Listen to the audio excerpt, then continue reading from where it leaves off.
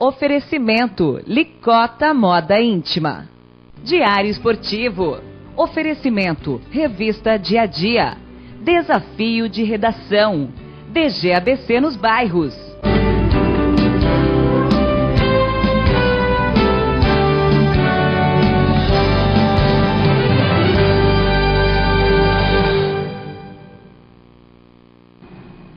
Olá, sejam todos muito bem-vindos ao Diário Esportivo. Nesta segunda-feira, dia 26 de fevereiro de 2018, estou aqui nas presenças do repórter Anderson Fattori e do editor Ângelo Verotti. Tudo bem com vocês? Tudo bem, prazer estar aqui novamente. Tudo certo, Derek.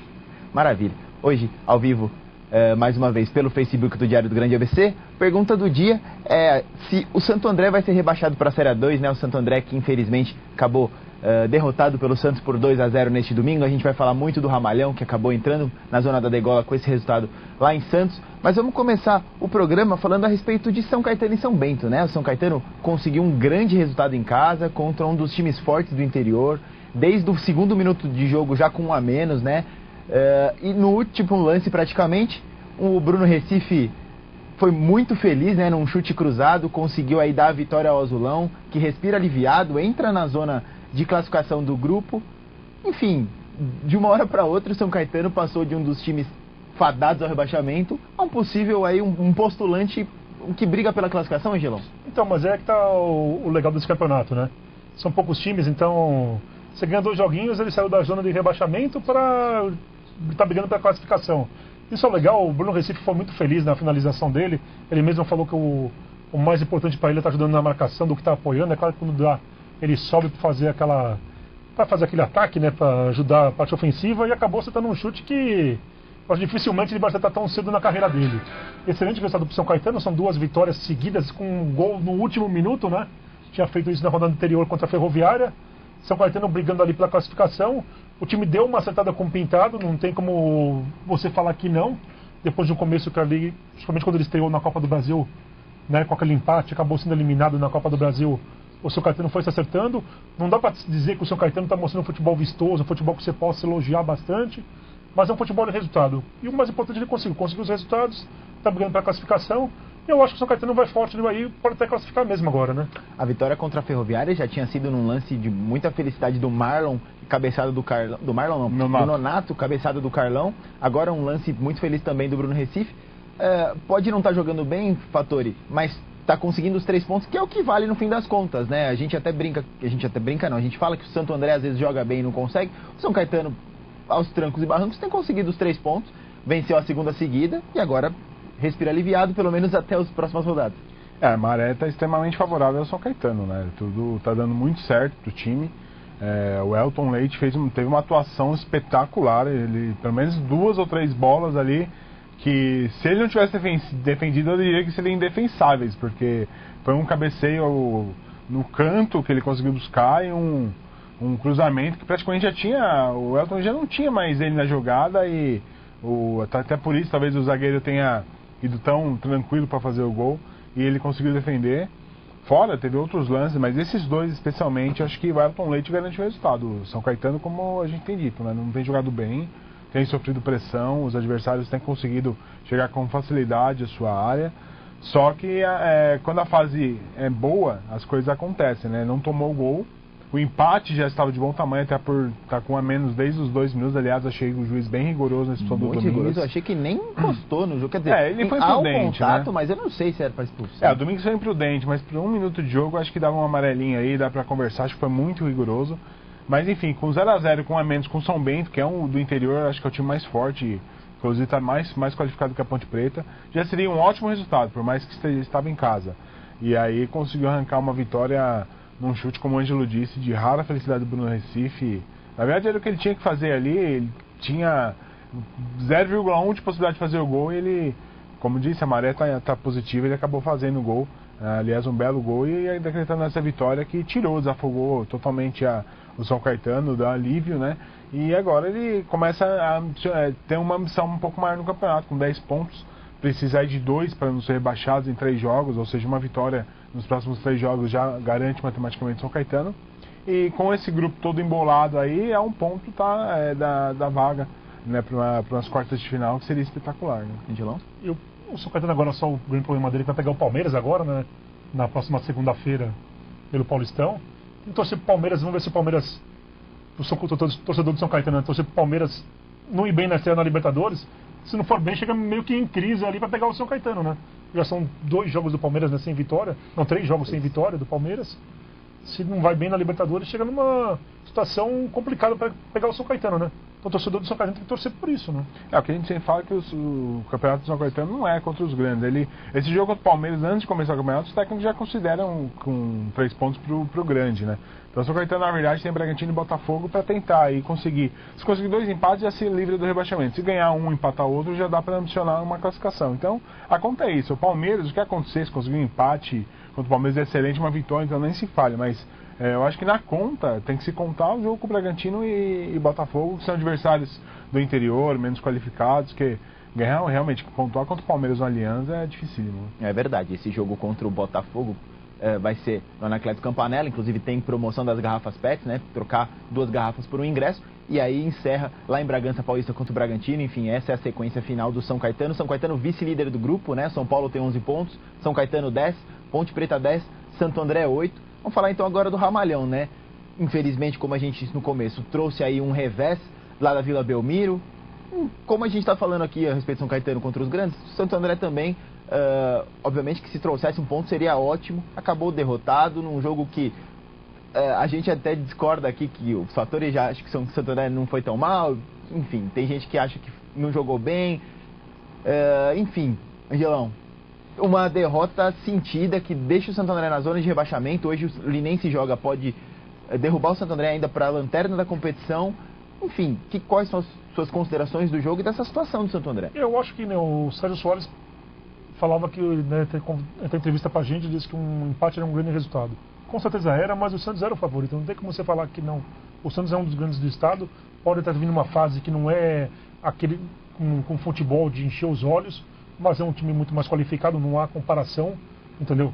O Gabigol voltou pro Brasil, voltou com fome de bola, como mesmo ele falou, tem marcado gol em todos os jogos. Infelizmente, a gente está conversando muito o fator nos últimos dias sobre o rendimento do Domingos, né? O Domingos vinha muito bem no campeonato. Teve aquele erro bobo no final do jogo de ontem, é claro, o resultado já estava feito, já estava 1-0 pro Santos, acabou tomando o segundo gol, que aí acabou com qualquer possibilidade de reação do Santo André. Mas agora é buscar escapar do rebaixamento, infelizmente, que nem aconteceu no ano passado, né? Era uma coisa que o Sérgio Soares não previa, falou desde o início da competição, que até que ele estava pela gana dos jogadores, que ele estava numa coisa bem melhor do Santo André, né? Uma competição bem melhor. Infelizmente não foi isso que se desenhou durante o campeonato, até por causa da série de empates do Santo André, tudo. Vai jogar no final de semana aqui com o Botafogo, tem que ganhar esse jogo de qualquer maneira, senão a casa caiu, essa é a realidade. Se o Santo André não ganhar do Botafogo aqui, dificilmente vai conseguir escapar do rebaixamento. Mas eu ainda tenho confiança que o Santo André consegue escapar. E aquele lance, né? Ainda não só dá para escapar, como dá para classificar. Afinal, enfim, tá muito embolada essa chave. Agora, falando a respeito do jogo, Fator, a gente viu um Sérgio Soares que ousou, né? Ele colocou o Wellington na lateral esquerda, né? O Wellington, que é zagueiro, improvisado na lateral esquerda. Apostou mais uma vez no Guilherme Garré, compondo o meio de campo. Enquanto deixou o Joãozinho no banco, deixou o Paulinho no banco. Foram ousadias que não sei se nos treinamentos deram certo, mas na prática, não sei se não funcionou muito bem, né? Todo respeito ao Wellington e o Garré, que são jogadores que a gente acompanha há muito tempo, mas eu não sei se funcionou no esquema que o Sérgio propôs. Eu acho que o Sérgio, ele teve um problema de ter nas 2 laterais jogadores que vieram para jogar e não estão conseguindo render, né? Na lateral direito ele deu oportunidade pro Bocão e pro Foguete, que não renderam o esperado, ele acabou tendo que improvisar o Dudu ali, que tomou conta do setor, é um volante que tem jogado bem por ali. E na esquerda, da mesma forma, o Paulinho muito mal, o Lohan entrou, foi melhor que o Paulinho, mas também não estava bem. Ele tentou o Wellington, eu acho que defensivamente o Wellington foi bem, foi seguro, inclusive o Santos jogou muito por ali no primeiro tempo e ele deu conta do recado, só que ele é um zagueiro e não tem ofensividade como tem o Dudu.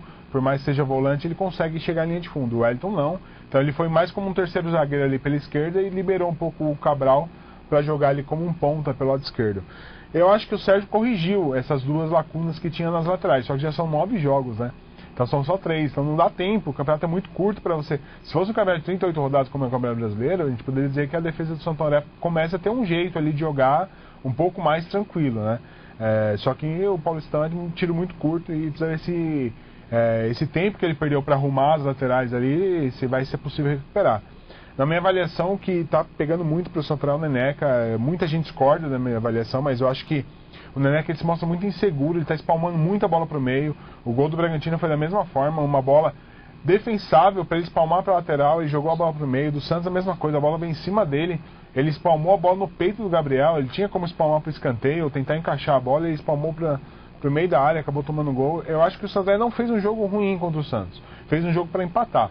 E estava conseguindo controlar o Santos. Apesar do Santos, obviamente, é muito superior tecnicamente, está em casa e estava com controle da posse de bola, o Santos criava uma outra chance ali, rara, não chegava com um volume muito grande para fazer o gol. Chegava uma vez ou outra e aí o Santos ia conseguindo levar, tanto que o gol foi aos 28. E aí quando fez 1-0 acabou o jogo, né? O Santos teve que se expor e tomou o segundo, podia ter tomado antes com o gol, chance do Vitor Bueno, acabou tomando na falha do Domingos, que errou, apesar de ter sido a primeira grande falha do Domingos. Então, nas minhas contas, é o 5º gol que o Neneca entrega para o adversário. E a zaga, o setor defensivo, 8 ou 9 gols já. Ou foi falha do Suelton, falhou 2 vezes, agora foi o Domingos. Teve uma falha generalizada contra o Ferroviário. Então, eu acho que o que está acontecendo com o São Caetano é o oposto que o Santo André. O Santo André tem a bola para decidir o jogo, não decide. Foi contra o Bragantino assim 2 vezes, da mesma forma como o Red Bull. Se a gente puxar outros jogos, o Santo André teve muitas oportunidades e não fez o gol. A maré está de azar para o Santo André. Então tudo que está acontecendo de errado está acontecendo agora para o Santo André. Tem que tentar reverter isso daí. De repente uma vitória contra o Botafogo pode reverter essa situação. Mas tem aquilo que a gente falou também, ganhou do Corinthians acontecer igual ano passado, né? Ganha, o time vai, tem um estado de conforto e aí começa a ter resultados ruins e isso daí pode ter influenciado bastante nessa sequência.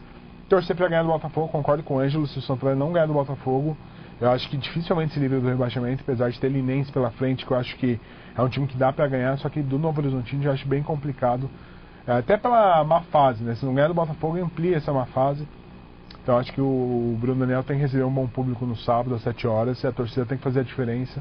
O Santo André joga uma final, o torcedor tem que estar chateado, mas tem que entender que é um ano de Série A2 em jogo, 90 minutos por um ano na Série A2. Né? Antes da gente não falar de novo, só um comentário aqui do Júnior Menezes, dizendo: Santo André tem um time limitado, mas acredita na permanência do Ramalhão na Série A. O José Eduardo Ascenso dizendo: até tomar o gol, a melhor chance foi a do Garré no primeiro tempo. Se faz 1-0 ganharia, Santos está muito fraco.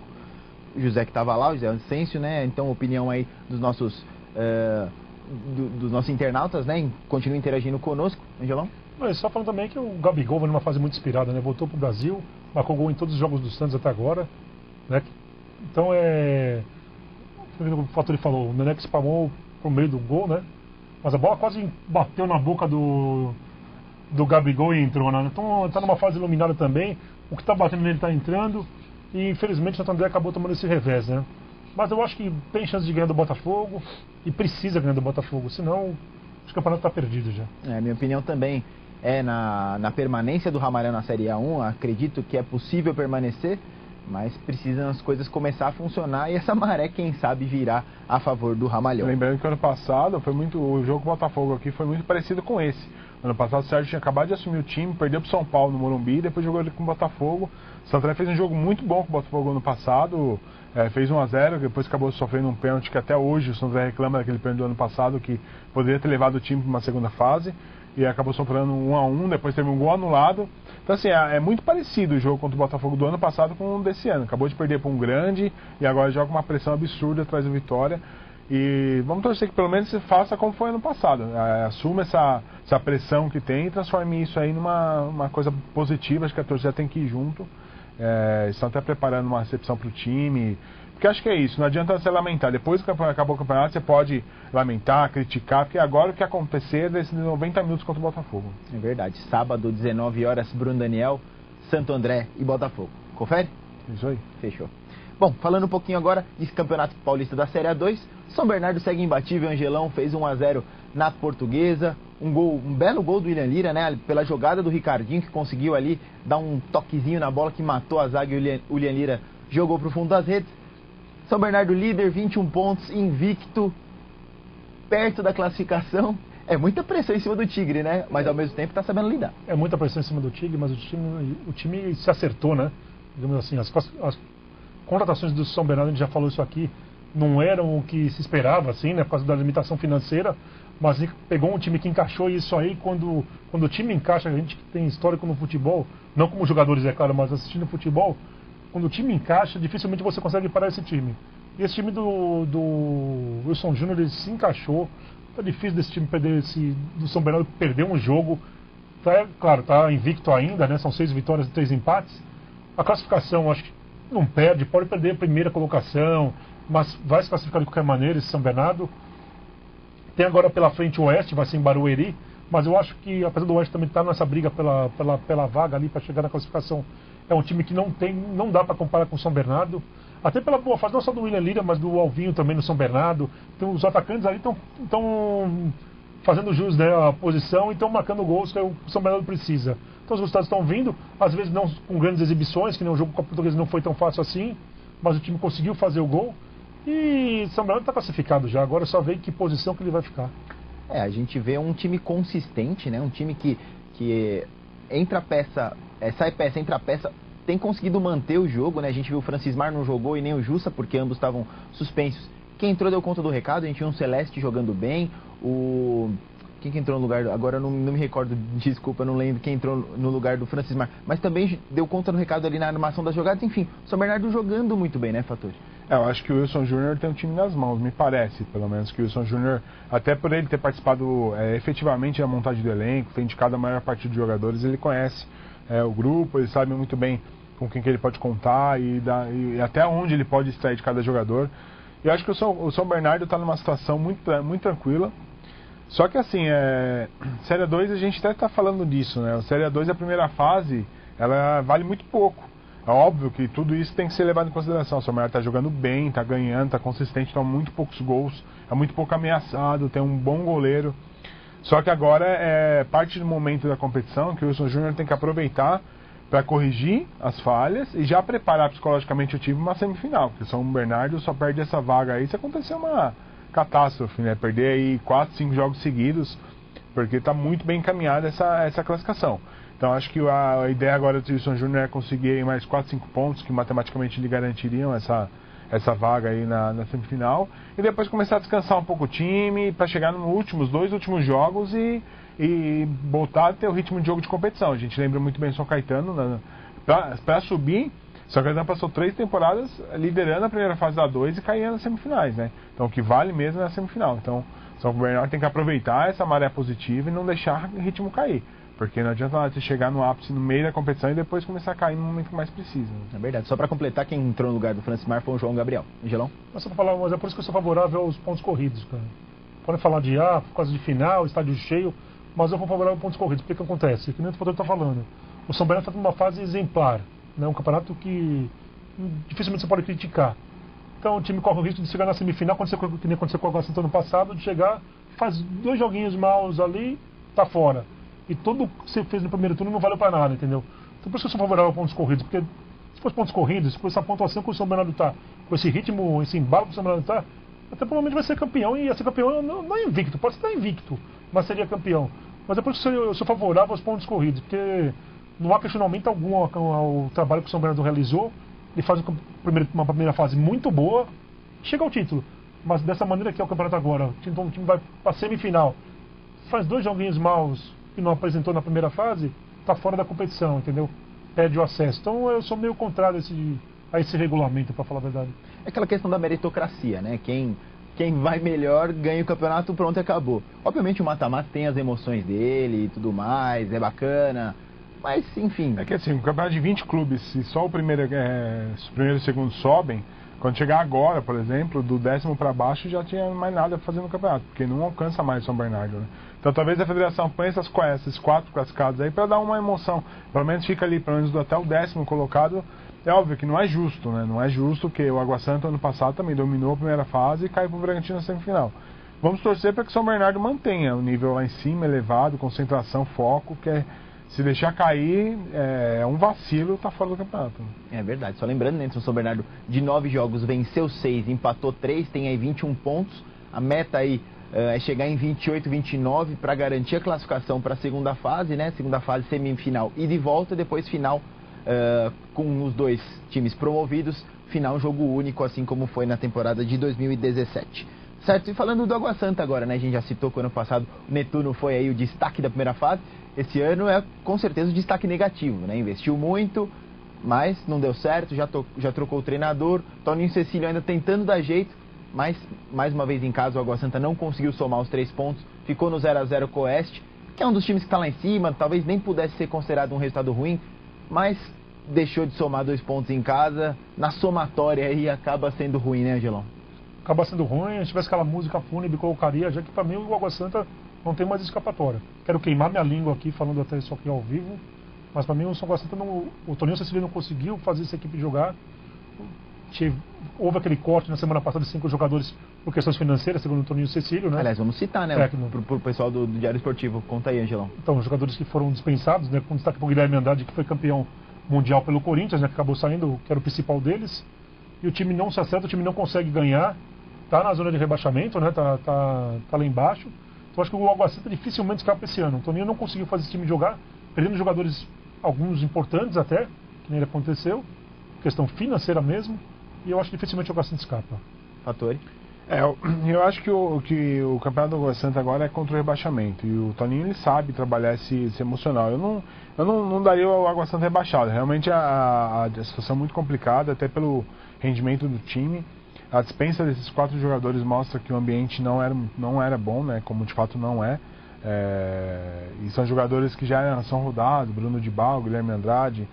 Então eu acho que talvez separaram as laranjas, né? Vamos torcer para que o Toninho dê jeito. Acho que o Toninho, esse tipo de trabalho ele sabe fazer muito bem.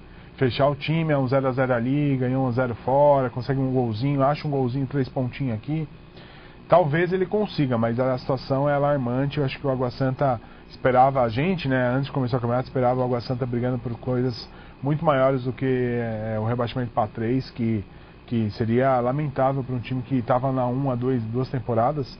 Mas enfim, acho que aconteceu um erro de planejamento, apostas equivocadas, jogadores que vieram com muito prestígio e não deram certo. Então agora não adianta mais, como a gente falou do Santo André, não adianta voltar para trás, e é com isso que tem, é com isso que vai. Algumas peças chegaram aí nas últimas semanas, e vamos torcer para que o Toninho consiga dar uma consistência defensiva, que acho que é o principal. Você não perder os jogos já é um meio caminho andado para você não cair, porque você acha um golzinho ali como fez São Caetano e acaba pontuando. Então conseguiu segurar o Oeste, que é um dos grandes da divisão Série B do Campeonato Brasileiro. Então agora vamos torcer para que na sequência consiga aí, manter a segurança defensiva e buscar pelo menos uns pontinhos aí e escapar. Eu acho que a luta vai ser boa ali, porque tem a Portuguesa, tem o Audax, que também não estão muito bem no campeonato. Então acho que tem chances ainda. Acho que o campeonato ainda permite um recomeço a cada rodada. Ainda permite, mas é que a reação precisa ser de imediato. Água Santa que tem um desafio muito difícil agora contra o Penapolense, sábado lá em Penápolis. Só citando, né, além do Bruno Dibal e do Guilherme Andrade, saíram também o Rodrigo Biro e também o Leandro Cearense, esses dispensados, né? Até o Toninho disse depois do jogo que foi por motivos financeiros, mas a gente sabe que a coisa já não estava boa também na questão de elenco do Água Santa, e também saiu o Valber, né? Mas aí por uma questão clínica, ele que se machucou no jogo contra o São Bernardo, e o Zambi, que foi anunciado aí no fim da semana, inclusive já estreou como titular. Angelão? Não era mais para falar isso mesmo, vai pegar uma Penapolense agora que está lá em cima, está brigando pela classificação lá em cima, né? Então é muito mais complicado para o Água Santa. Eu falei, eu já estou meio que pessimista em relação à permanência. Acho que dificilmente, o Toninho já teve pelo menos 3 ou 4 jogos para tentar fazer esse time reagir. Esse time não reage, o time não vai. Mudar a comissão técnica de novo já não cabe mais pelo andar do campeonato. Já não há mais tanto tempo assim para você mudar, para tentar implementar uma nova filosofia de um novo treinador. Então torcer para o Água Santa conseguir escapar. Foi o que eu falei, eu quero queimar minha língua aqui, mas eu acho que dificilmente esse ano o Água Santa escapa do rebaixamento. É verdade. E quem aí está colecionando resultados ruins na Série A3 é o Sport Clube São Bernardo, né? Foi a Matão, até conseguiu trazer um ponto. Aliás, Matão não, foi a Bebedouro, né? Porque o jogo não foi lá em Matão. Mas trouxe um ponto no empate contra a Matonense. Resultado que acabou derrubando o técnico Ricardo Costa, né? Ricardo Costa que acertou com o São José e vai comandar o São José na segunda divisão, mas teria um acordo para ficar até o fim da Série A3. A diretoria achou por melhor, depois de 4 ou 5 jogos já sem vitória, trocar esse comando do Cachorrão. Edmilson de Jesus já foi contratado, já conheceu o elenco nesta segunda-feira, já trabalhou com o grupo. O Cachorrão que volta a campo já na quarta-feira, né? tá ali a 2 pontos acima da zona de rebaixamento, 2 pontos abaixo da zona de classificação, mas já começa um sinal de alerta ligado, né, Gil? Eu acho que houve um desgaste, eu acho que é muito estranho, porque o Ricardo Costa chegou a levar esse time, subiu com o time no ano passado, conseguiu fazer esse time chegar até a 4ª colocação agora na Série A3 do Paulista. Não sei o que aconteceu, são 5 jogos sem vitória do Esporte Clube São Bernardo. Não sei o que aconteceu, se houve um desgaste do treinador com o elenco, para justificar essa... Não uma queda também, porque o Cachorrão não vem perdendo, entendeu? Mas o time não conseguiu mais vencer e isso aí, de qualquer maneira, atrapalhou bastante. E o time está caindo, né? Os adversários estão ganhando, alguns deles, e ele está caindo, está a 2 pontos da zona de rebaixamento, com grande risco de entrar na zona ainda, se o time não der uma acordada, né? Mas eu queria entender o que aconteceu nesse Cachorrão para o time ter dado essa decaída geral. Que um time que chegou à 4ª colocação está em 13º, então o negócio ficou feio ali. Tomara que o Ademir de Jesus consiga dar uma sacudida nesse time mesmo, nesse elenco, né? Um novo ânimo ali para conseguir reagir, pelo menos para não cair, né? É uma zona onde se encontra o Cachorrão, uma zona que não existe conforto, porque você anseia algo melhor e também tem que ficar em alerta pro pior que está logo ali abaixo, né, Fator? Eu acho que ainda a briga do São Bernardo, como eu sempre digo aqui, é para não cair. Acho que a briga é para se manter na 3, já seria um título para o São Bernardo recém-promovido a divisão. Eu acho que o que aconteceu com o Ricardo Costa é curioso, porque isso acontece com todos os clubes, né? O Ricardo Costa já tinha acertado com o São José, porque na sequência do São Bernardo não tem a Copa Paulista, mas é uma competição desvalorizada, enfim, o São Bernardo ia entrar mais para ficar em atividade. E ele acabou acertando e vazou essa informação. Como se você pegar o elenco de Santo André ou o elenco de São Caetano, 70% ou 80% já está acertado para jogar em outros clubes e a vida segue no segundo semestre, porque o jogador ele vive disso, né? O treinador da mesma maneira. Então assim, só que do Ricardo Costa deu azar de ter vazado, não sei quem que vazou essa informação. E diante disso, acabou se perdendo um pouco de confiança da diretoria no trabalho dele, o torcedor já pegou bastante no pé no jogo que teve aqui em São Bernardo, e eu acho que a somatória disso tudo fez com que a diretoria optasse por mudar. Mas é uma hipocrisia, porque a maioria dos atletas, jogadores, já estão encaminhando seus acertos aí para o segundo semestre, não assinado o contrato, mas já estão recebendo telefonemas, vem jogar aqui a partir de abril, maio, enfim. E isso é uma coisa natural, o jogador, a vida segue, né? Acaba o campeonato, não dá para você negociar só depois que acabou o campeonato, que você já perder as portas, já se fecharam, né? Já estão preenchidas as vagas. Então é uma pena, eu acho uma pena que o Ricardo Costa me pareceu um treinador bem identificado com o Cachorrão. Vamos torcer para que o Edmilson consiga aí, em pouco tempo se ambientar, preparar o time, porque já tem jogo no meio de semana. É muito complicada a situação e o Cachorrão tem que se manter nessa 3. Eu acho que a briga é torcer para contra os times lá de baixo e começar aí, tentar buscar um empatezinho fora, manter aquela campanha um pouco mais regular para conseguir se manter. Angelão? O que chama a atenção também é que os 2 times que ascenderam da segunda divisão para a Série A3, os 2 estão indo mal, né? Será que os 2 times já não estão limitados assim para disputar uma Série A3? Eu não vejo tanta... Claro, tem muito mais profissionalismo, isso é evidente numa Série A3, mas a qualidade técnica dos elencos, como eu falei, o Cachorrão chegou a estar na 4ª colocação, e essa queda repentina, eu não acho que é tanta diferença técnica não, eu acho que alguma coisa aconteceu ali, ou foi o desgaste do elenco mesmo com o treinador, alguma coisa aconteceu com essa queda abrupta do Cachorrão, entendeu? E também o Mantiqueira, que não vai bem na competição também. Verdade, o Mantiqueira só tem 8 pontos, se não me engano, está ali bem mal posicionado na zona de rebaixamento. Bom, agora voltando ao assunto para o Campeonato Paulista, a gente teve o clássico, né? Sábado na Arena Corinthians 2, Palmeiras 0, um clássico quente, né? Como não poderia ser diferente, polêmico, a arbitragem tem sido muito, como é que eu posso dizer, o assunto no pós-clássico, e o que a gente viu aí foi o fim da invencibilidade do Palmeiras, o fim da invencibilidade do Jailson, o Corinthians ganhando muita moral antes do compromisso tanto de corintianos quanto de palmeirenses pela Libertadores, né, Angelão? Eu acho que, estava comentando com vocês aqui antes, eu acho que o Palmeiras parece que ele está com um certo receio de enfrentar o Corinthians. Isso aconteceu desde o ano passado, eu acho, e foi a impressão que ficou no sábado também. Ele fica meio receoso. É claro que os times têm 2 times de poder, né? O Palmeiras, pela qualidade do elenco, para mim é muito superior, pela qualidade do elenco ali, pelo menos pelas peças que tem. Mas parece que o Palmeiras se mostra receoso quando vai enfrentar o Corinthians agora. Isso aconteceu não só na Arena Itaquera, aconteceu também no Allianz Parque no Brasileiro do ano passado. O time fica receoso de atacar. E o Corinthians, com o elenco mais limitado, soube tocar a bola, soube girar a bola. Conseguiu fazer um lindo gol com o Rodriguinho, né? Uma bela jogada do Rodriguinho ali.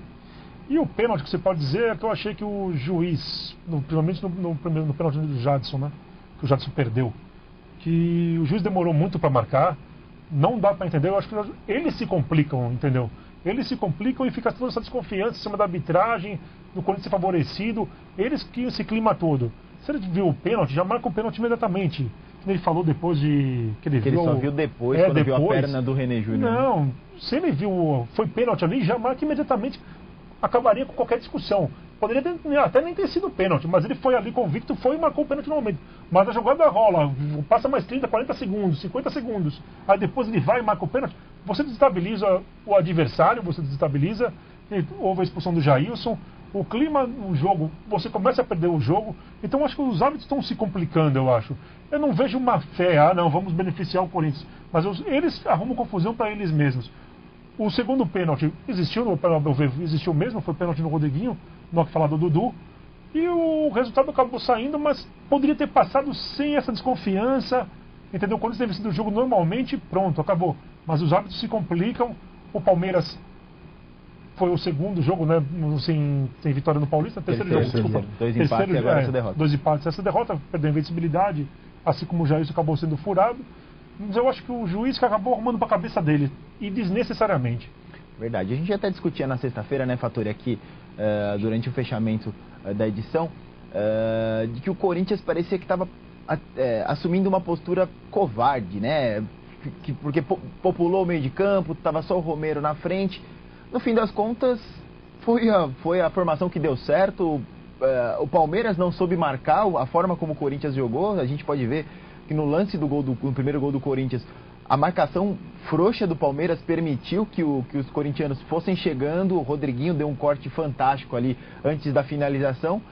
Enfim, parece que no fim das contas o Carille deu um nó tático no Roger Machado.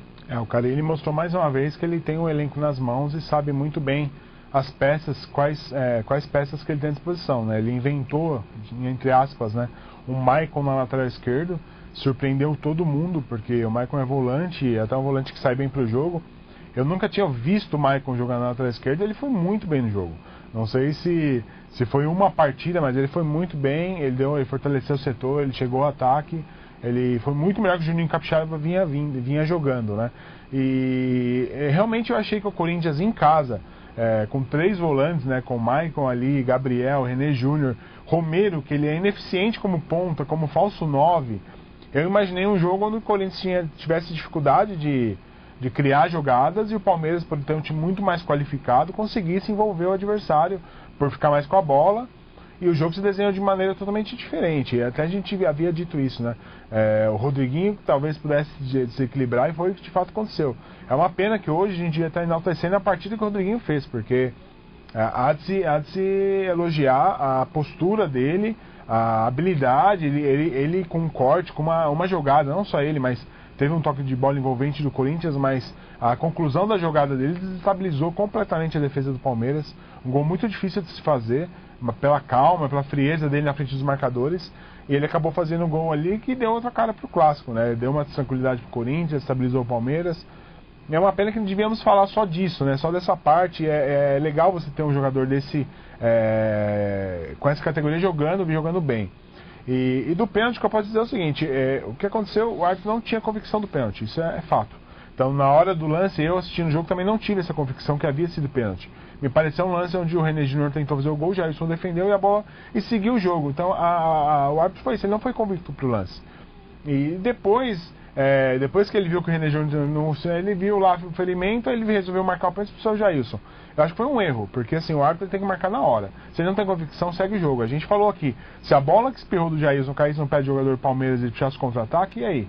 Não ia ter o pênalti, porque o Palmeiras já foi pra frente, ia ter provavelmente uma posse de bola, depois que para já não pode marcar pela regra.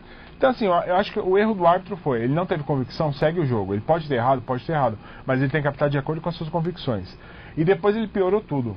Quando ele fala que ele expulsou o Jailson por causa do ferimento no René Júnior, aí acabou todo o pingo de credibilidade que ele tinha. Porque assim, não dá pra você expulsar um jogador pelo ferimento no outro. Tem expulsões que não machuca ninguém e não ser expulsas. E tem outros lances que, infelizmente, a pancada de cabeça um no outro, sangrou o adversário. Você vai expulsar, sabe? Você não tem como condicionar uma expulsão a um ferimento. O Jailson não foi maldoso, na minha avaliação.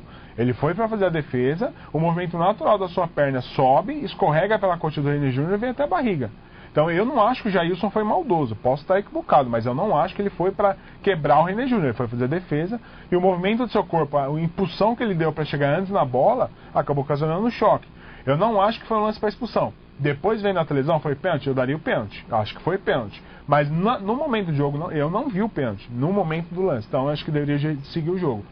Eu acho que ele errou na expulsão, ele deveria ter expulsado o Fagner, se ele tiver o mesmo critério que ele teve Jailson. O Fagner no primeiro tempo deu uma solada no Lucas Lima, e dali sim ele podia ter expulsado o Fagner, se ele tivesse esse mesmo critério, ele não teve. E também acho que o Dudu deveria ter sido expulso no pênalti do Rodriguinho. O Rodriguinho faria o gol, o Dudu intencionalmente pôs a perna entre as pernas do Rodriguinho e evitou o pênalti. O Dudu já tinha amarelo, era lance segundo amarelo, ele também não teve coragem de expulsar o Dudu, expulsar 2 jogadores do Palmeiras. Então assim, eu gosto do Rafael Claus, acho que é um dos melhores do Campeonato Paulista. Só que infelizmente uma tarde infeliz, acho que ele se deixou levar ali pela pressão do jogo, pelo tamanho do jogo, e ele não soube controlar o seu temperamento, ficou com medo de errar, enfim, e acabou errando, se embaraçando ainda mais no jogo. Essa é a minha avaliação. É verdade. Só antes da gente encerrar o assunto Palmeiras e Corinthians, quanto que o Fattori falou que ia ser o jogo, Angelão? 4-0 pro Palmeiras, ele falou. Olha, mas foi quase, hein? Olha, errou por um pouquinho só. E os corintianos já começaram a comemorar quando ele falou que ia ser 4-0 pro Palmeiras. Podia falar, não, se o Fattori falou que vai ser 4-0 pro Palmeiras, o Corinthians vai ganhar esse jogo. Mas eu não vou ser injusto. Quando né? você acertar, eu vou falar aqui também, tá bom, Fattori? Um outro a gente erra, isso é normal. Um outro, Fattori, você tá de brincadeira, né? Bom, e falando agora do outro jogo que envolveu um dos grandes de São Paulo, nesse fim de semana foi um empate, 0-0 do São Paulo com a Ferroviária, né? Um resultado que envolve diretamente São Caetano e Santo André, né? Não só pelo São Paulo estar no grupo de ambos, mas também ali na briga contra o rebaixamento onde se encontra a Ferroviária. Um resultado justo, Angelão? Não foi justo o resultado, eu achei, pelo que o São Paulo criou. O São Paulo merecia a melhor sorte, só que o goleiro Tadeu estava numa tarde excepcionalmente feliz, fez pelo menos 3 ou 4 grandes defesas. Eu achei até justo a diretoria não ter demitido o Dorival Júnior. Não que ele esteja fazendo um ótimo trabalho à frente do São Paulo, que só desde o ano passado eu já critico, entendeu? Já falava. Mas pelo que o São Paulo criou, acho que o Dorival Júnior merece uma nova chance, né?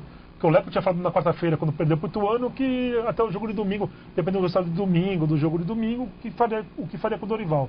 O São Paulo criou muito, teve pelo menos 3 ou 4 chances, não conseguiu fazer o gol, mas mostrou, acho que mais vontade, mostrou até mais qualidade para poder, no jogo mesmo, em criar, tudo isso daí. Acho que é por isso que eles deram uma moral pro Dorival e deixaram ele continuar. Se bem que a gente discute também, quem vai pôr no lugar do Dorival, né? A gente fica olhando as opções no mercado e fica difícil você falar, não, aquele treinador é bom para ir pro lugar do São Paulo. Eu acho que também com falta de mão de obra qualificada, o São Paulo vai manter o Dorival. Eu acho que até o São Paulo joga na Copa do Brasil no meio da semana, né? Com o CRB. Se o São Paulo perder aqui e for eliminado, apesar que não, tem o segundo jogo ainda. Mas se o São Paulo perder aqui, acho que o Dorival cai, entendeu? Acredito eu. Mas o São Paulo ontem mostrou criação, conseguiu envolver a Ferroviária. É que o goleiro Tadeu está numa tarde muito feliz mesmo. Fattori, sua opinião? Eu compartilho. Eu acho que o Dorival não faz um trabalho bom desde o ano passado. Acho que o São Paulo sofreu muito no Campeonato Brasileiro, com um time teoricamente superior aos seus rivais, quase acabou sendo rebaixado, conseguiu salvar ali nas últimas rodadas. E no Campeonato Paulista também.